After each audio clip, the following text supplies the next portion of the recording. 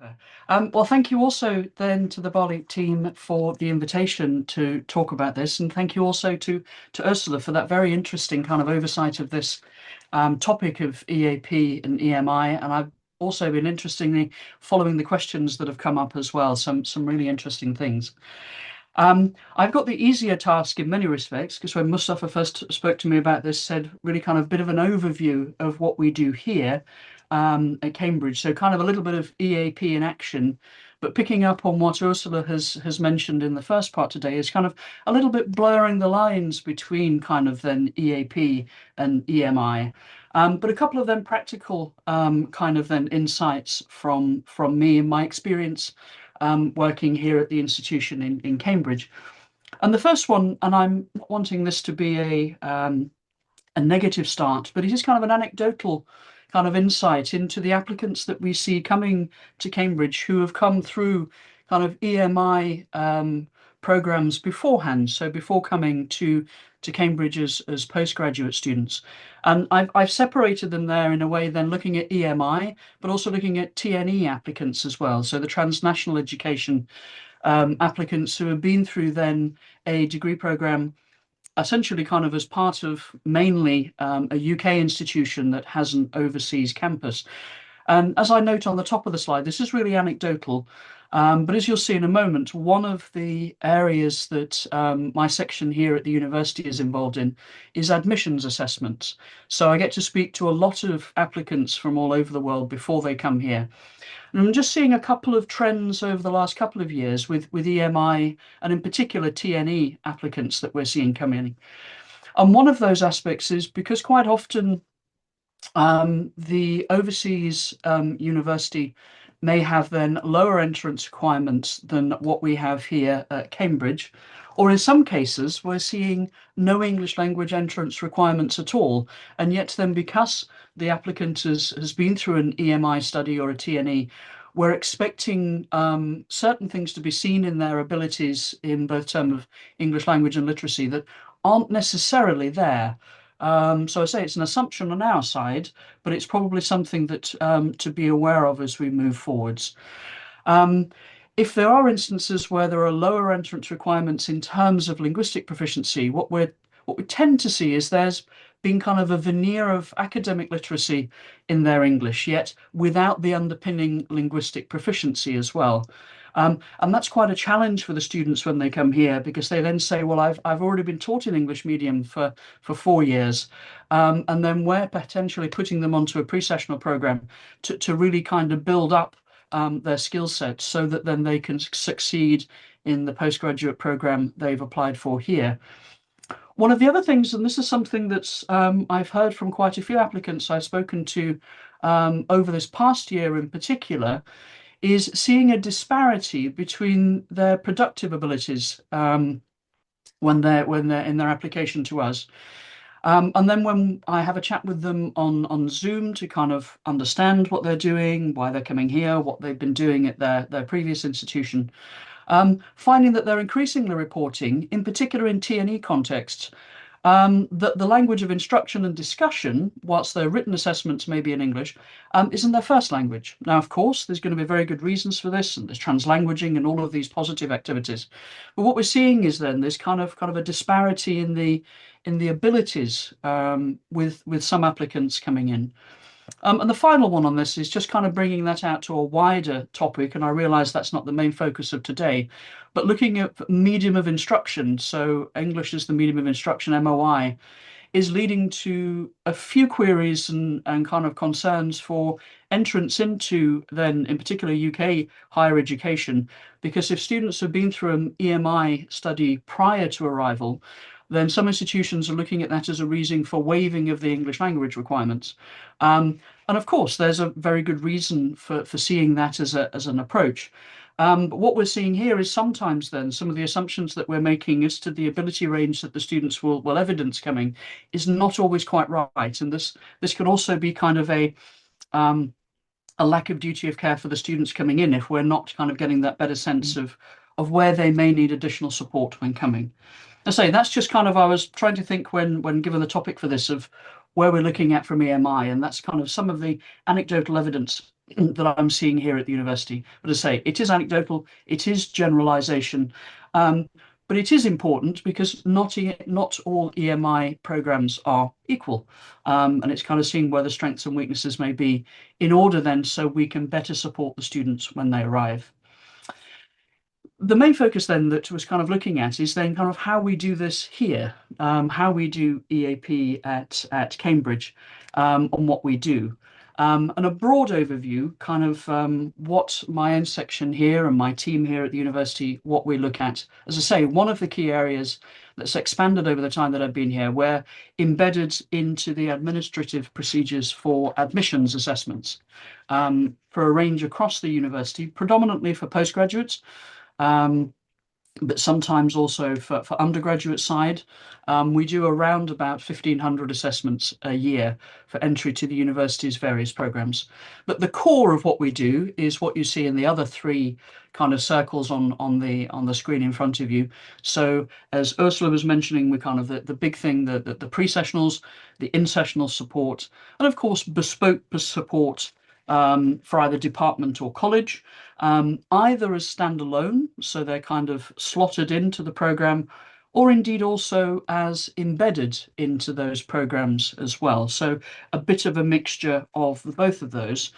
And also, whilst the pre-sessional and the in-sessional are indeed aimed exclusively at international students coming to the university, so those for whom English is an additional language, when we're moving into the bespoke support, this is for all students at the university, irrespective as to first language background. So we also do a lot of this training then for first language English speakers as well.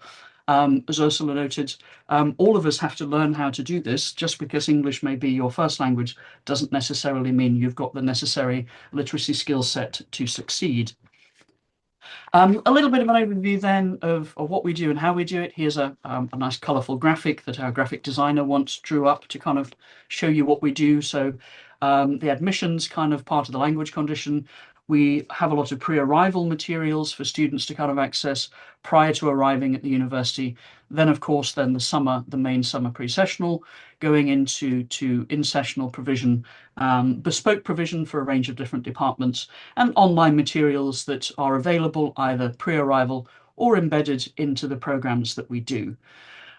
One thing I will just flag, and this picks up something then that Ursula mentioned early on when looking at EAP as a field, is that we're not called EAP. As you can probably see from a snapshot of our website that kind of gives you an overview of some of the stuff we do, we're called Academic Development and Training for International Students.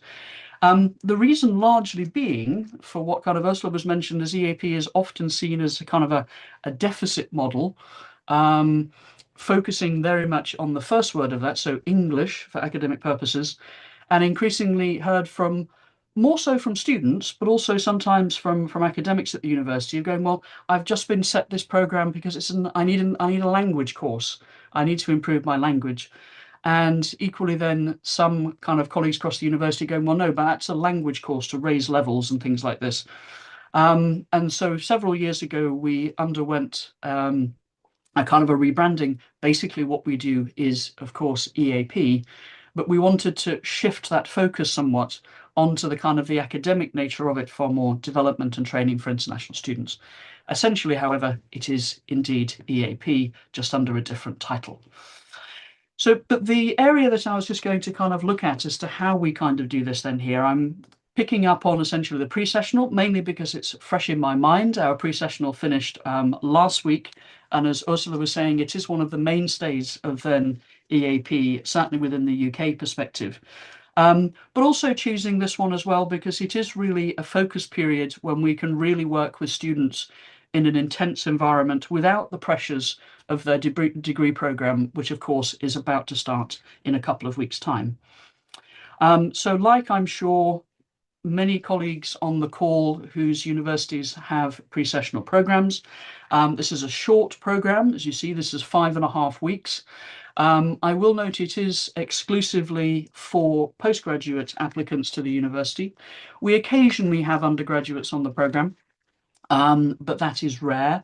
So we are looking at postgrads coming onto the program. So of course, this is going to affect the focus of the program and what we're doing. It's also reflective of the makeup of the university in terms of where we have international students. Around about 70% of the postgraduates here at Cambridge are international. At undergraduate level, that's far smaller at around 15 to 20%. But as with all pre-sessionals, the focus then is really kind of preparing the students to hit the ground running when term starts and what we can do. How we do that, and this is a very kind of quick overview of the what we cover in those 5.5 weeks. If you are interested, on the website, there is kind of a sample schedule that goes into greater detail. But we start with an orientation week that kind of then does the administrative stuff like getting a university card, setting up email and stuff like this. And we also get them at the end of that week to submit a piece of writing and also to do a presentation. So we're seeing what they bring to the table. And I'll go into why we do that more so in a moment. But then, as you see, as we go through the weeks, we've got presentation skills, academic writing process, communication skills, editing, and final presentations, all of the things that you're going to be expecting to see in a pre-sessional program. It is very iterative and cyclical. We do pick things up as we go through. So what we're doing in orientation week, we pick up again in the effective presentation skills at the final presentations. The writing process is picked up again with editing and all of this. So stuff that's going to be very familiar to those on pre-sessional programs and how we do it. The core, however, the bit that I'm going to single out for discussion as to what we do in terms of then essentially bridging that divide in some respects with EAP and EMI, the mainstay of the program is the research paper that the students are expected to research and write within these 5.5 weeks. And this is where it's picking up with some of the core elements that Ursula was mentioning with what EAP brings to the table. This is very much discipline specific. We don't set the question. We don't kind of even, well, essentially the students bring this to the table. It's discipline specific. They choose the focus of what they're going to be doing. They select the text type from what they're going to be doing in this. They also then define the question. And in terms of the length, the only thing we set is the actual length of the text. We choose 4,000 words because that's then the standard kind of length of an MPhil essay here at the university. There are shorter assessment types. There are also longer ones, but also 4,000 words, you've got to do quite a significant chunk of research in order to be able to write that as well. And being able to do that within essentially a kind of a 6-week period is also training all of those research and drafting and writing and polishing aspects that are going to transfer quite well into the university when that time frame is also going to be something that they're going to have to be navigating. However, we do give them a heads up. We don't just kind of hit them with it as soon as they arrive. All students who come onto the program are admitted onto a pre-arrival Moodle site where there's lots of kind of then useful information about visas and getting to the UK and all of those things. So quite pragmatic stuff. But there's also kind of stuff as what they should be thinking about doing in preparation for the pre-sessional, what the aims of the course are going to be, how we've constructed it in the way that we have, and what we're going to be expecting of them during that, so it doesn't come as quite a shock when they arrive. And all students are put on this program as soon as they've registered for the course, but it's going to be a minimum of 6 weeks before the start of the pre-sessional, because that's kind of our cut-off point for registering for the program to make sure they can get visas. And as you can see here, this is kind of what was on this year's ADSIS pre-arrival program. So telling them what they're going to be doing on the pre, which is basically then this 4,000 word paper. But what we're looking for at the end of week 0 is what they're thinking about with respect to this. They've chosen their master's program or they're coming onto a PhD. And they should have ideas as to what it is they want to do during these 5.5 weeks with us in order to set them up so they can hit the ground running in their program when they start. And so what they're looking at the end of week 0 is submitting essentially kind of a research proposal for what this 4,000 word paper is going to be. And we're also expecting them to do a short 5-minute presentation on it as well. This is what happens in week 0. We get to see what the students are bringing to the table, as it were, without any input from us, so that then we can use this to kind of then structure the rest of the program around them and support them in what it is. How this broadly kind of works then across the program. So we see in week 0, they're submitting kind of their research proposal, what they've been thinking about doing for the research paper. Halfway through the program, we're taking this in, and I'll explain more about that in a moment. We're seeing what's happening in the writing process of writing this paper. And at the end of the program, week 4, admittedly, we've got a few days after that, but that's when they're giving their final presentations. We're looking at the final submission. Just to say, each of these also, not only are they doing it in a written form, so we're seeing kind of the monological text form of this piece of research, we're also seeing that translate into a presentation on it as well. So 5 minutes, 10 minutes, and 20 minutes as well across the program. As we see, they don't come to this completely kind of cold. There's pre-arrival materials that we start to get them to think about what is it that they might or what they want to be focusing on during the pre-sessional in order to give them the best possible start content-wise before they go on to their degree programs. We then take in the research proposals, have a really good look at them over that weekend, get to see what kind of text types they're thinking of, what kind of focus they're thinking of, that will inform then the feedback and the support that we give them in the following weeks. So of course, we've got the course that's built all around it, and I'll show you in a moment the kind of stuff that we do in there. The course materials and additional sessions in order to support essentially this big piece of work. And all of the students throughout the program also then get weekly individual supervisions where we can really support the individual student in defining and refining and further kind of strengthening what they're doing in this paper as well. Of course, ultimately, the written product at the end of week 4 is the big thing we're looking at. But I would say that the majority of the work goes into what's happening when we take it in halfway through.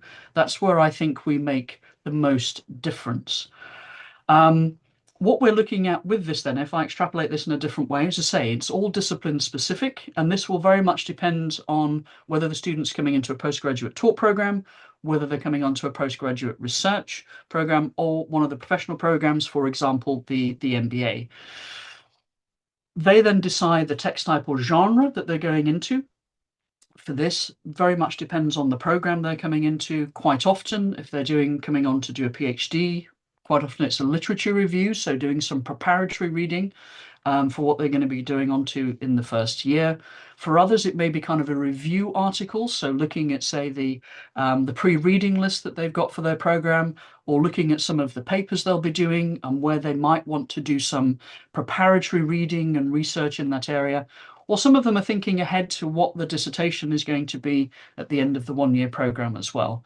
So they kind of come with that. We then discuss that with them as to what then the expectations are of the different text types in terms of audience, in terms of structure, and all of those things with them. Around this, of course, to write a 4,000-word paper, there's going to be quite a lot of research that's required in this as well. So we're really embedding into introduction to the university's e-resources and departmental databases and the libraries as well. So all of that is in the initial parts of the program. How this then works out, as I say, we split it into really the writing process and indeed the written product. And ultimately, we're aiming for the written product at the end of this. But in many respects, we're far more concerned with the writing process as to how we're doing it. And these are some of the things that we kind of look at during those initial few weeks of the program, where we're giving more input in the first few weeks, we're responding to the student output in the latter part of the course. So we're looking at writing at postgraduate level, which of course is far more than simply writing. They're creating knowledge in their discipline, which then is something that they need to be it isn't just a writing process. Looking at how disciplinary knowledge is created, looking at argument and the nature and structure of it, both in the disciplines and in English. Looking at how the English language works, not from a grammatical perspective as such, but if something is clearly written, what's going on? And looking at kind of structure of writing, cohesion and flow. And then, of course, sorry, I jumped across that one far too quickly. It got away with me on there. What we look at then at the final part of the end then is once they have a text, in terms then, apologies, there we go. Looking at the editing of this, of course, at the macro level, intermediate level, and the micro level, and thinking that once they've got that written product, thinking of how the reader is going to access this, because of course the reader is going to close the loop on this piece of writing. Once we've done that then, so essentially this is, I always like the picture of the iceberg. It follows back to Hemingway's quotation on how he writes. He said, I write on the principle of the iceberg. There's always 7/8 of it underwater for every eighth that shows.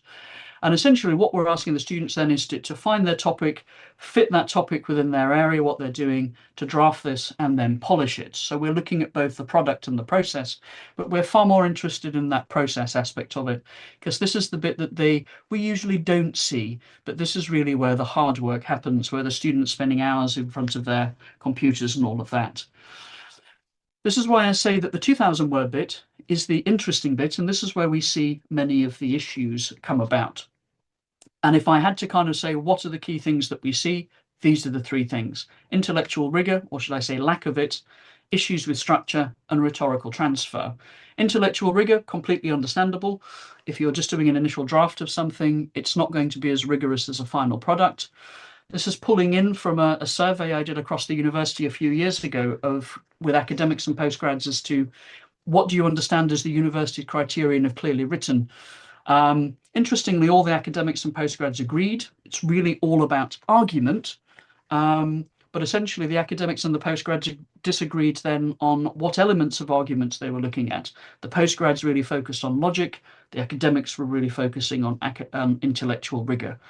And of course, we're not seeing that rigor come through in an initial draft of something, but we're picking this up in that initial one. Lots of issues with structure, looking at a macro, mezzo, and micro level. Fewer issues at the macro level of a text, because most writing cultures have a similar structure, but we're seeing issues then at the mezzo and the micro level, largely because, as the bottom graphic shows, English as a language really tends to focus a lot on cohesion and coherence, shown by those two sets of chain links there, and getting the students to kind of really see the connections in their argument and how they're expressing it. And the key thing, and the one I'm just going to expand on a little bit in these last few slides, rhetorical transfer, which the students here, if they're going to be facing an issue, it's far more likely to be rhetorical transfer. So taking over some of the argumentational patterns from their first language and transferring them into English. So it reads like English, but arguably isn't structured in that way. And this is kind of drawing on the fact that, of course, cultures, in the greater scheme, we don't write using the same assumptions, strategies, and goals. Developing arguments is very much a culturally embedded topic. Different cultures, both disciplinary and linguistic, have different ways of approaching this. So, of course, it's very easy. A physicist doesn't write like a lawyer. Also understandable, a German isn't going to write in the same way as a Korean speaker, for example. But we tend to assume that when everybody's doing it through the medium of English, it's all going to be as we expect. But of course, that's not the case if we're not more explicit about what the expectations are and how we can achieve that. So what we tend to go into in the program is to help the students understand essentially why English works the way that it does and what those expectations are and where they've come from. So what essentially the rhetorical expectations are of English. So where the rhetorical heritage of the language comes from, which is arguably Aristotelian in background, focusing very much on a tight chain of reasoning with an inductive, abductive, deductive kind of structure to an essay and these things. So that kind of keyhole structure to things. And we very much take the reader by the hand as we walk them through it, because we're very much a writer responsible language. It's the responsibility of the person communicating to be clear. It isn't the reader's responsibility to take information out of the text. And also, we tend to operate in low context cultures. This is something taken from Edward Hall in his work in the 1970s. And the linearity. You've seen that in the linearity of the vertical linearity of the coherence of a text, the horizontal linearity that we see across sentences and paragraphs, but also the language itself. SVO and very few ways in which we can play with that. There's an embedded linearity in there as well. But the important thing is not all languages share this preference. This is just the rhetorical preference of English as a language. And what we tend to see, and to unpack, and I tried to visualize this a few years ago, is to some kind of then pyramid of what students are being expected to do in the task that we're doing, and exemplified in the 4,000 word paper that what we're getting them to do within the pre-sessional, is of course they've got to have the knowledge of their discipline, the epistemological understandings of their field. We're dealing mainly with postgrads. That usually isn't a huge issue, and of course, unless of course someone's moving across disciplines. We've then got to look at how that discipline creates argument and constructs knowledge, which is influenced by the disciplinary culture of where we're going. So knowing knowledge construction in the disciplines and how different disciplines do that. What we're then looking into the rhetorical culture of how this then happens in English, of how English constructs argument and how it expresses it clearly. And it's really that middle one, as you see at the bottom, the rhetorical expectations of English, that are influenced both by the disciplinary culture, so whatever field they're in, but also then by the expectations of English as a language, where the problems tend to kind of occur, but appreciating that how these may be different in different languages. And as I say, there's going to be lots of similarities. Those aren't the ones that are going to cause problems. It's the ones where there are those dissimilarities, and that's where the students tends to kind of fall a little bit between the stools, and we kind of hope to kind of highlight those differences. So very little one, just an overview. All the bits you see on the slide at the moment are kind of quotations from first language speakers. I've grouped kind of italic languages here in this one. These are quotations from academics and postgrads here at the university. And basically I was asking them, what does clearly written mean in your first language? Because clearly written is kind of a loaded term in many respects. It's going to very much depend on the language that you're working in. So what is it if something is well written in your first language, what's happening?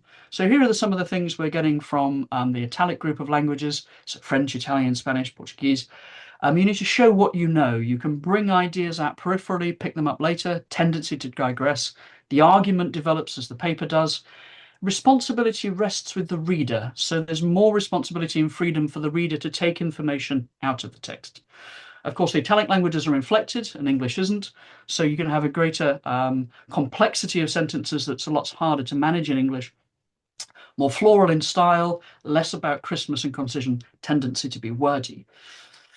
Just picking one up as a comparison then from another part of the world. So then Mandarin. 1 minute, we're almost there, a couple of slides, so I think we're going to come in just on time. Writing is like an onion, so kind of peeling back layers of an argument. There's a discovery structure, labyrinthine in structure, can be digressive. Again, comments that the responsibility rests with the reader to follow and understand the text. A lot more freedom for the person reading the text and less responsibility for the person writing the text. Here, different sections of a text are not often linked, may have different conclusions, fewer connections. The difference is here, it's important to stress that one system isn't better than another. They are just different paradigms.